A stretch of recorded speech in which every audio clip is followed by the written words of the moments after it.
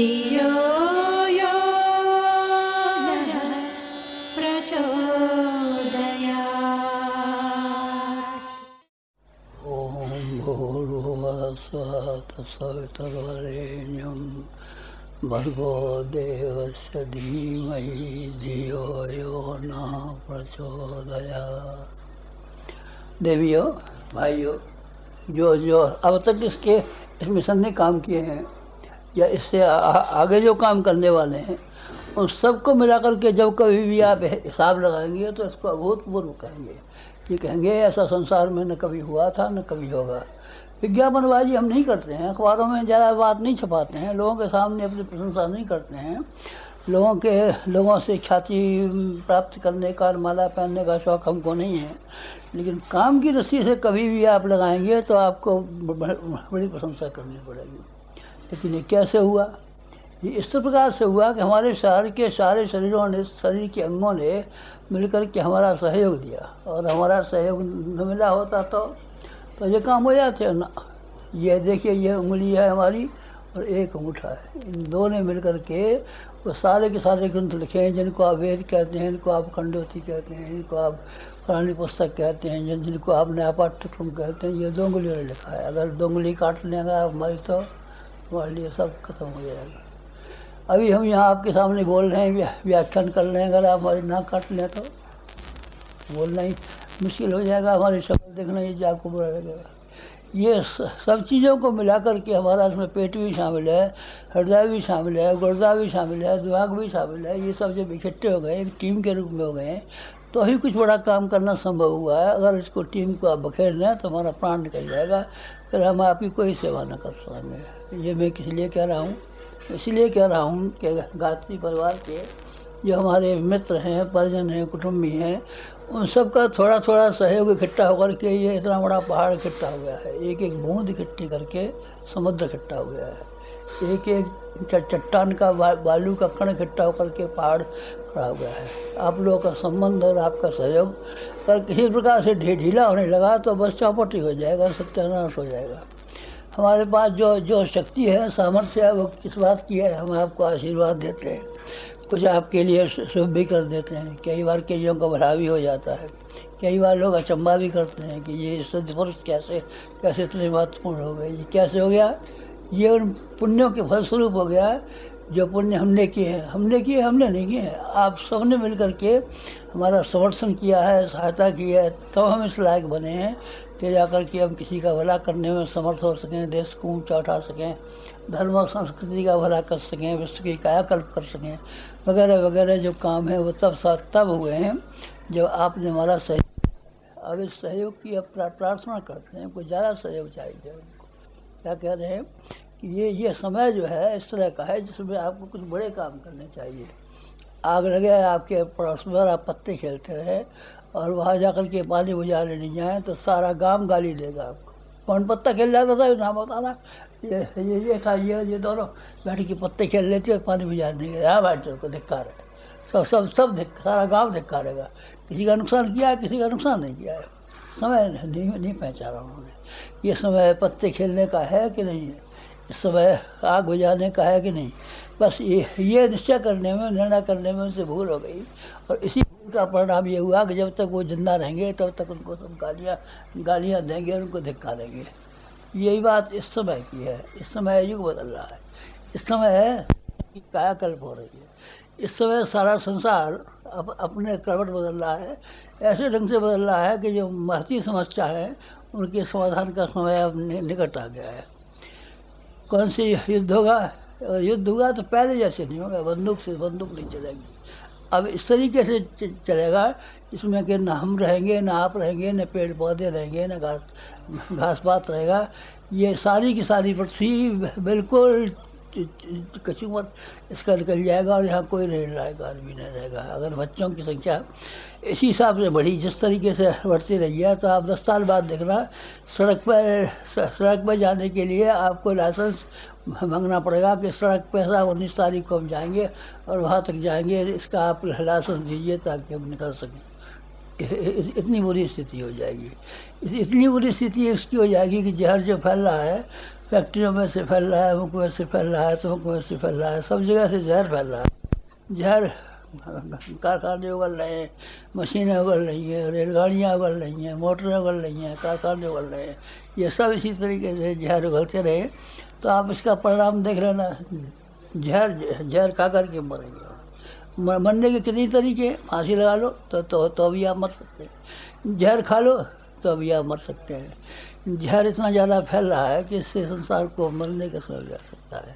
इन सारे के सारी चीज़ों को, इन सारे के सारे मोर्चों पर लड़ने के लिए आपका मिशन तैयार हो गया है और सारी समस्याओं को हल करने का इसने अपने जिम्मा उठाया है। काम की आप महत्ता समझते हैं, काम के बड़प्पन को आप समझते हैं, काम के परिणामों को आप समझते हैं, काम की आवश्यकता को आप समझते हैं। आप समझते हैं तो कृपा करके एक और बात समझने की कोशिश कीजिए कि आपकी कुछ जिम्मेदारियां हैं और आपको कुछ करना चाहिए। क्या करना चाहिए? कुछ न कुछ करना चाहिए। अच्छा, तो सबसे छोटा बताइए कि हम क्या काम कर सकते हैं, उतना छोटा काम बता दिए। अच्छा लीजिए, सबसे छोटा काम बताते हैं जिसको करने में आपके ऊपर न शरीर पर दबाव पड़ने वाला है, न मन पर दबाव पड़ने वाला है, न पैसे पर दबाव पड़ने वाला है, किसी पर दबाव नहीं पड़ने वाला है। आप एक ज्ञानगट रखिए और 20 पैसे चुपके से निकाल के डाल दीजिए। ये किसके लिए है? या आप ये समझिए कि 60 पैसे का एक कप चाय आता है। एक कप चाय गुरु जी को हम यहाँ से भेजते हैं, वो गुरु जी को मिलेगी। गुरु जी के लिए मांगते हैं, अरे बाबा मैं क्या मांगूँ आपके लिए, मुझे तो दोनों वक्त 2 मुट्ठी चावल मिल जाते हैं, अपना कपड़ा ढक लेता हूँ। सर इससे मुझे क्या करना है आपके पैसे का, और क्या करना है आपके धन का, और क्या करना है आपकी संपत्ति का, मुझे तो नहीं चाहिए। लेकिन जहाँ जिस क्षेत्र में आप काम करने वाले हैं उसको नए विचार देने के लिए ये सब जितनी समस्याएं उत्पन्न हुई हैं विचारों की गड़बड़ी से उत्पन्न हुई हैं। और विचारों की गड़बड़ी को ठीक करने के लिए आपको साहित्य सुनाना पड़ेगा, पढ़ाना पड़ेगा। उसके लिए 20 पैसे चाहिए हमको।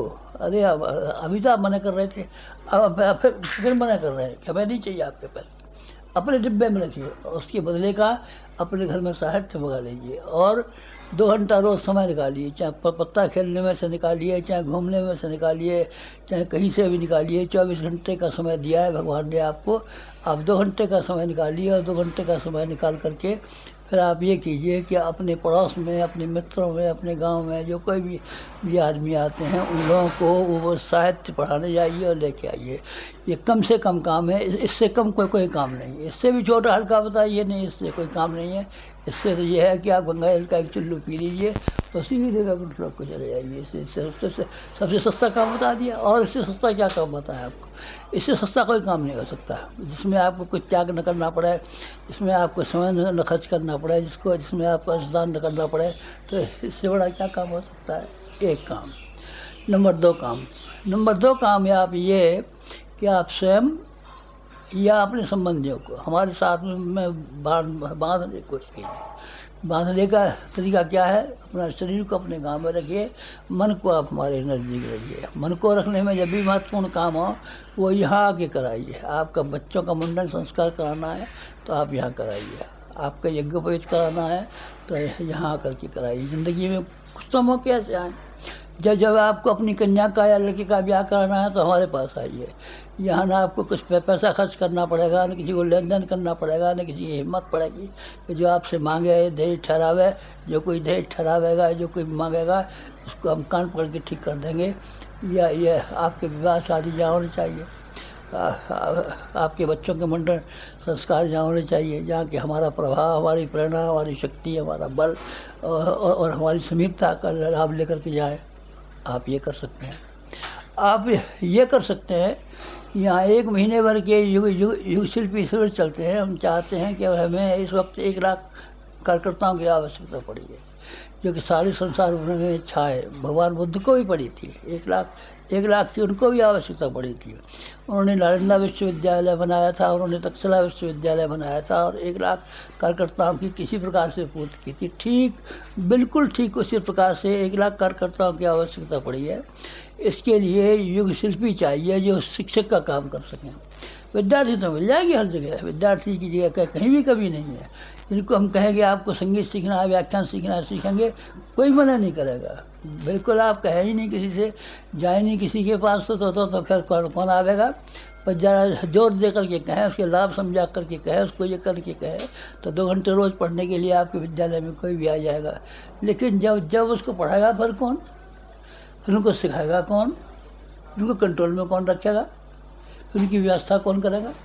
उसके लिए फिर आपको हर हालत में यहाँ 1 महीने के लिए युग शिल्पी शिविर के लिए ऐसे क्षमतावान संपन्न भेजिए कि जो यहाँ के भी कुछ काम आ सकें, अपने आप ही काम आ सकें। कहीं ऐसे मत भेजिए कि जो मरने को रखे हैं, और मरने में आपको जलाने पड़ेंगे, तो जलाने के लिए फूंकने को कांटे का फल अपने घर से खर्च करना पड़ेगा। तो एक चिट्ठी लिख के भेज दें गुरु जी के यहाँ कि ये हम भेजते हैं, इसको आप दांव तो आपका किराया दीजिए, और इनको यहाँ अपने यहाँ रखिए, और इनको खाना खिलाइए, और जब ये मरें तो गंगा जी के लिए 100 रुपया खर्च करके इनका कांटे का फल ले जाइए। ऐसे बेकार के आदमी मत भेजना, खबरदार किसी ने ऐसा आदमी भेजा तो उसको ठीक कर देंगे। यहाँ से वो आदमी चाहिए जो जिंदा हो, ऐसे हों जो कि प्राणवान हो, ऐसे चाहिए जो शक्तिवान हो, ऐसे आदमी हों जो दूसरों का वजन अपने कंधे पर उठा करके दूसरी जगह ले जाने के लायक समर्थ हों।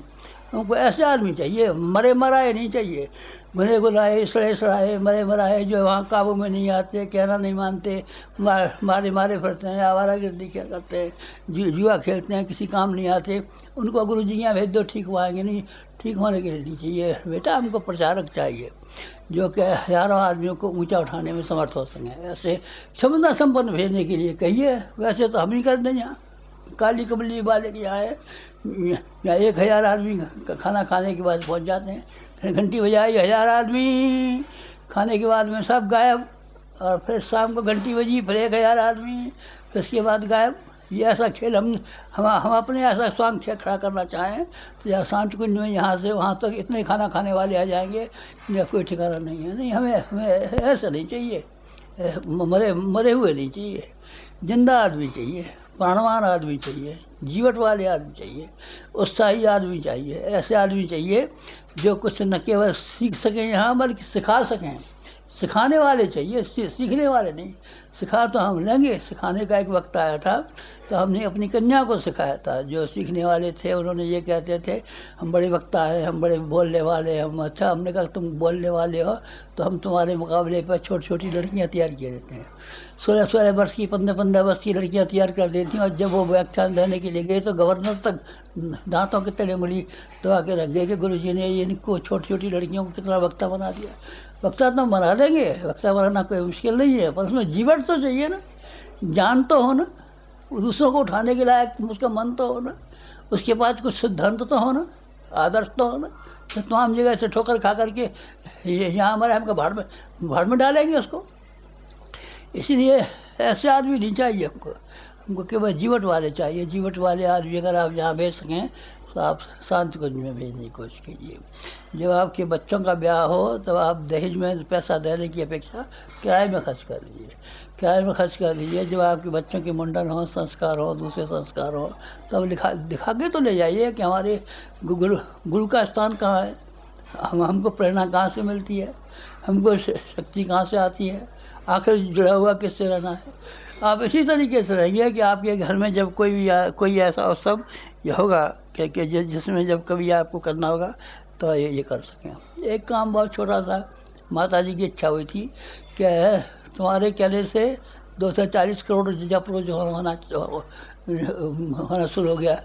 मेरे कहने से 240 पाठ गाती 40 आगे होने चाहिए। ये उन्हीं का बनाया हुआ है। ये जो उसकी संस्थापिका है, ये शांत कुंज आने की प्रेरणा उन्होंने दी थी। 6 वर्ष का अनुष्ठान उन्होंने किया था सबसे पहले, जिसमें कि 6 वर्ष में 24 लाख जब हुआ था। तो यहाँ की संचालिका, वास्तव में आप ये ध्यान में रखना कि यहाँ की संचालिका माता जी हैं गायत्री। तो उनको हमने देखभाल किया था, अखंडित को हमने देखभाल किया था, पर यहाँ की वास्तविक प्राण जो है ये माता जी है। उन माता जी ने सबके लिए एक आज्ञा दिया कि एक गायत्री चालीसा का पाठ जरूर करना चाहिए। तो इसीलिए उन्होंने हमसे भी कहा कि इसकी लागत से कम मूल्य रखो। अच्छा भाई, ये 20 पैसे का बिकता है गायत्री चालीसा, 1 रुपये की हम 15 दे देंगे और क्या घाटा उठाए।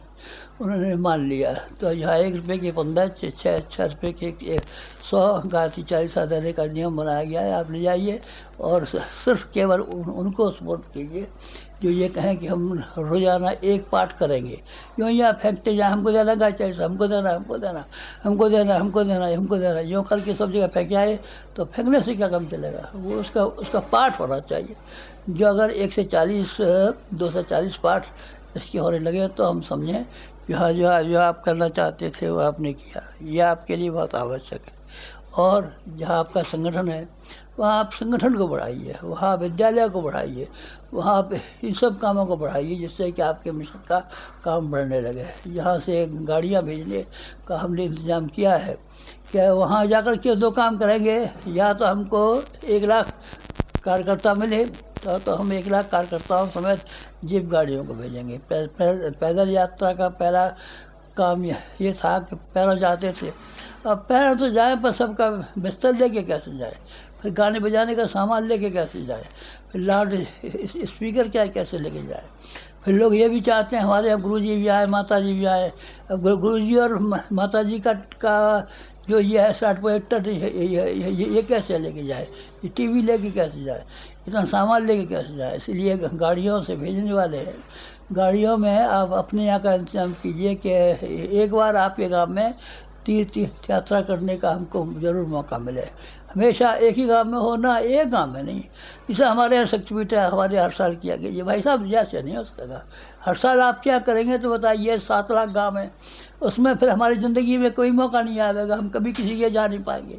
इसलिए ये कोशिश कीजिए कि इस साल आपके गांव में हुआ है तो पड़ोस के गांव में रहिए, आप ही इंतजाम आप ही कीजिए, इकट्ठा उनको नहीं कीजिए, समझाइए उनको, आप ही सब कुछ है उसके। लेकिन अपने गांव से भिन्न जगह पे कीजिए। अपनी जगह पे करेंगे तो मान लेंगे कि आप घर रहते हैं और उसका भी इंतजाम कर देते हैं। लेकिन घर छोड़ कर के बाहर एक पड़ोस के गांव में जाएंगे, अगर हम यहाँ से दूर जाते हैं तो आप गांव में जा कर के इस तरह की व्यवस्था बनाइए जिससे कि उनका व्याख्यान करना और जिनका सम्मेलन करना सफल हो जाए। इसी प्रकार युग शिल्पी शिविर तो लोग वहाँ आएंगे जो यहाँ सीखेंगे, लेकिन वहाँ से प्रत्येक आदमी को अभी से पहले तैयार करके रखिए कि वही युग शिल्पी जैसे ही आया वैसे ही आपको 10 विद्यार्थी कम से कम चाहिए ऐसे जो सीखना शुरू करें। आपके गांव की मंडली आपके गांव में चाहिए।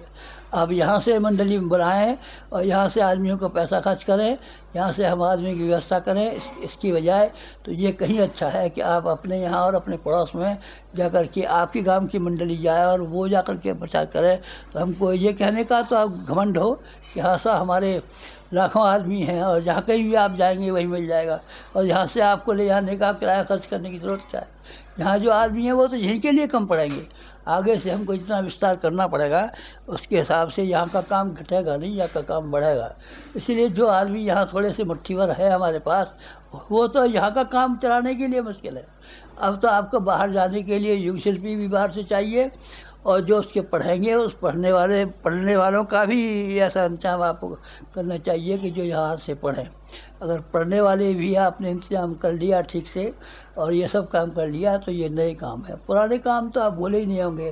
तो एक बार हमने आपसे कहा था कि आप अपने यहाँ साइड प्रोजेक्टर का इंतजाम कर लीजिए, आप अपने यहाँ माइक का इंतजाम कर लीजिए, आप अपने यहाँ ये छोटे छोटे इंतजाम कर लीजिए जिससे कि हमारे ज्ञान को फैलाना और विचारों को फैलाना संभव हो सके। वो तो आपको पुरानी बात हो गई, पुरानी बातें आपको क्या याद दिलाएंगे। ये बात तो बहुत पहले कही थी हमने कि अखंड ज्योति के माध्यम से हमारे विचारों का विस्तार होना चाहिए। अब उसी बात को कहे नहीं, उस बात को नहीं कहते हैं। इस वर्ष के जो नए प्रेरणा हमको मिली हैं, नई उमंगें भीतर से उठी हैं, नई उत्साह जो हमारे भीतर से जगह है, वो आपको फिर से कहा है। फिर एक बार सुन लीजिए और इस समय की बात ख़त्म कीजिए। आपको एक काम ये करना है कि 20 पैसे रोज़ अगर ज्ञान घट में डालना शुरू नहीं किया है तो आज से ही डालना शुरू कीजिए। कल के लिए इंतजार मत देंगे। और आपने 2 घंटा रोज़ समय सभी भर्ती लोगों को पढ़ाने के लिए, सुनाने के लिए, निकालने के लिए अगर आपने अभी तक नहीं किया है तो आप अभी कीजिए, तुरंत कीजिए, आज से कीजिए। कल के लिए उसे मत जाने दीजिए। यही बात आपके इसके संबंध में है कि युग शिल्पी विद्यालय आपके गांव में खुलना ही चाहिए। आपकी यहाँ तीर्थ यात्रा के लिए एक बार हमको जाना ही चाहिए। और आपको केवल बच्चों में और अपने गृहस्थी में ही सारा समय खर्च नहीं करना चाहिए, बल्कि इस काम के लिए भी कुछ करना चाहिए। बस यही कहना था आप लोगों से। मुझे उम्मीद है कि जो काम बताए हैं आपको उसको आप पूरा करेंगे और पूरा करके रहेंगे।